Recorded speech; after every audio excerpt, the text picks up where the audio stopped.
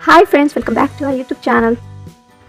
इस वीडियो में आप जानेंगे कि आपकी कुछ ऐसी आदतें हैं जिससे कि आपके ब्रेन डैमेज होने की संभावना बढ़ जाती है, यहाँ तक कि आपके मस्तिष्क की कोशिकाओं पर उससे नकारात्मक प्रभाव भी पड़ता है। तो जानते हैं ऐसी 12 आदतें कि किस तरीके से वो प्रभाव डालती है आपके ब्रेन यानी कि मस्तिष्क पर, और इन हैबिट्स को अवॉइड करने के लिए आपको क्या करना चाहिए और अपने मस्तिष्क को स्वस्थ रखने के लिए कौन सी बातों का आपको ख्याल रखना चाहिए। तो देखते हैं इस वीडियो को शुरू से लेकर अंत तक।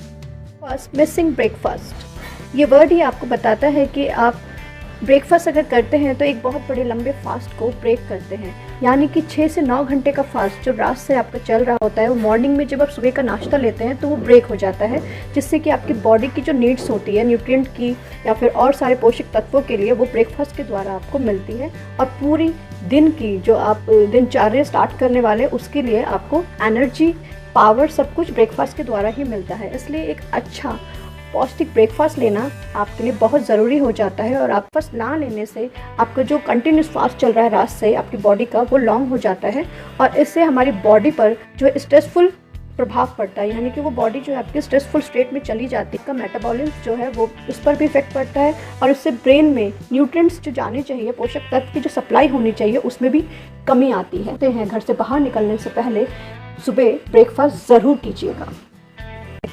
दूसरा है वर्किंग ड्यूरिंग इलनेस, यानी कि बीमारी के समय अगर आप काम करते हैं या फिर पढ़ाई करते हैं तो इससे भी आपकी ब्रेन की जो इफेक्टिवनेस है उस पर असर पड़ता है। ब्रेन सेल डैमेज होने लगते हैं, और जिस लेवल यानी कि जिस गति से वो डैमेज हो रहे हैं उस गति से ही रीजनरेट यानी दोबारा नहीं बन पाते हैं, और इससे आपकी बुद्धि की क्षमता जो है कम हो जाती है। इसलिए आपको फोर्सफुली अपने ब्रेन से कभी भी काम नहीं कराना चाहिए। जो हमारी आदत होती है जब हम बीमारी में भी हैं तब भी हम अपने आप को फोर्सफुली अगर किसी काम को करने के लिए जोर डालते हैं तो इससे हमारे ब्रेन पर नेगेटिव इफेक्ट पड़ता है। थर्ड, स्मोकिंग, यानी कि धूम्रपान। धूम्रपान हम सभी जानते हैं हमारे सेहत के लिए हानिकारक है, और ये कैंसर जैसी बीमारी को भी बढ़ावा देता है, और इसके साथ साथ हमारे ब्रेन पर भी एक नकारात्मक प्रभाव डालता है।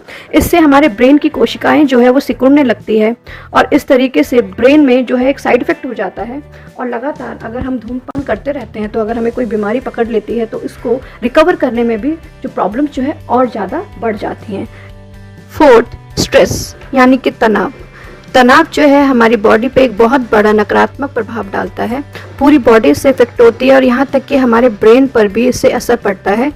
एक के बाद एक डैमेजेस जो है इससे बढ़ जाते हैं। इसलिए जितना हो सके आप रिलैक्स कीजिएगा, अपनी बॉडी को प्रॉपर रेस्ट दीजिएगा और स्ट्रेस से बचिएगा। कवरिंग हेड ड्यूरिंग स्लीप, अगर आप अपना सर ढककर सोते हैं तो जल्द से जल्द इस आदत को छोड़ दीजिएगा, क्योंकि ऐसा करने से ऑक्सीजन की मात्रा आपके ब्रेन में कम हो जाती है, और कार्बन डाइऑक्साइड बार बार सांस के द्वारा लेने से जिस मात्रा में ऑक्सीजन की रिक्वायरमेंट आपके ब्रेन को होती है वो कम हो जाती है, और इससे आपके ब्रेन पर इफेक्ट पड़ता है। सिक्स्थ, डिहाइड्रेशन, यानी कि पानी की कमी। जल की कमी से हमारी पूरी बॉडी पर इफेक्ट पड़ता है, यहाँ तक कि हमारे ब्रेन सेल्स पर भी इससे इफेक्ट पड़ता है। इसलिए आप ज़्यादा से ज़्यादा पानी पीने की कोशिश करें। एक दिन में कम से कम 8 से 9 ग्लासेस पानी ज़रूर पिएं। 8, लेट और इनएडुकेट स्लीप। अगर आपको आदत है रात को देरी से सोने की, या फिर आप पूरी तरीके से नींद, जो पर्याप्त नींद होती है उसको नहीं ले पा रहे हैं, तो दिन भर आप इनएक्टिव रहते हैं, और रेगुलर इसी तरीके से अगर आपकी दिनचर्या चल रही है और इसी तरीके से आप रात को भी लेट सो रहे हैं, पूरी नींद नहीं हो पा रही है, तो ऐसे सिचुएशन में आपको स्लीप डिसऑर्डर की समस्या भी आ सकती है, और ये बीमारी आपको काफ़ी दिनों बाद पता चलती है, और कई बार पता भी नहीं चलती है। कुल मिलाकर अगर आप पूरी तरीके से स्लीप नहीं ले पा रहे हैं, या फिर आपका शेड्यूल जो स्लीप का खराब है, तो वो आपकी पूरी लाइफ, एज सभी पर एक गहरा प्रभाव डालता है। ओवर ईटिंग, हमारी बॉडी को कैलोरीज की ज़रूरत होती है, और हर एक बॉडी की नीड जो है कैलोरीज की वो डिफरेंट होती है। ये बेस्ड होती है अपनी हाइट पर, वेट पर, एक्टिविटी लेवल पर और जेंडर पर।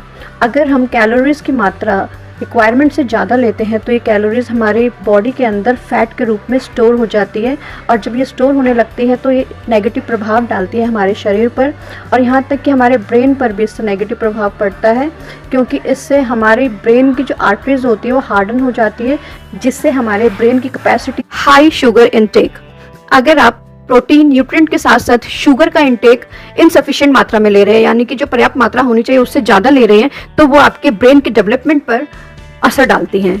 ज़रूरत से ज़्यादा शुगर लेने से आपका वजन तो बढ़ेगा ही बढ़ेगा, बल्कि आपकी संपूर्ण पूरी हेल्थ पर भी नेगेटिव इफेक्ट पड़ता है। ब्लड शुगर लेवल जो है फ्लक्चुएट, यानी कि ज़्यादा ऊपर नीचे होना शुरू हो जाता है, और यहाँ तक कि आपकी इम्यून सिस्टम पर भी ये प्रभाव डालना शुरू कर देता है। इसलिए आप अपनी बॉडी की रिक्वायरमेंट के हिसाब से ही शुगर का इंटेक करें। 11. Thinking, talking, expressing less.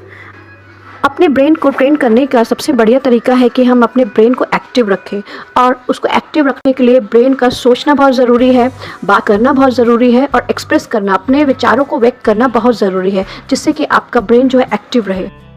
12. Air pollution. जैसे कि हम जानते हैं कि ब्रेन को ऑक्सीजन की हमारी बॉडी में सबसे ज़्यादा ज़रूरत होती है, इसलिए जब भी हम पॉल्यूटेड एयर अपने सांसों के द्वारा अंदर लेते हैं तो ब्रेन में जो ऑक्सीजन की ज़रूरत होती है वो बार बार पॉल्यूटेड एयर को इनहेल करने से वो कम होने लगती है, जिससे कि आप जानते हैं कि ब्रेन में नेगेटिव इफेक्ट पड़ेगा। अपनी बॉडी और ब्रेन की अच्छी हेल्थ के लिए एक्सरसाइज करना और पोल्यूशन फ्री एयर में रहना बहुत ज़रूरी है। उम्मीद करती हूँ कि आपको ये वीडियो पसंद आया होगा, और अगर आपको ये वीडियो पसंद आया है तो इसको लाइक कीजिएगा, फ्रेंड्स के साथ शेयर कीजिएगा और कमेंट भी ज़रूर कीजिएगा। Thanks for watching, bye bye.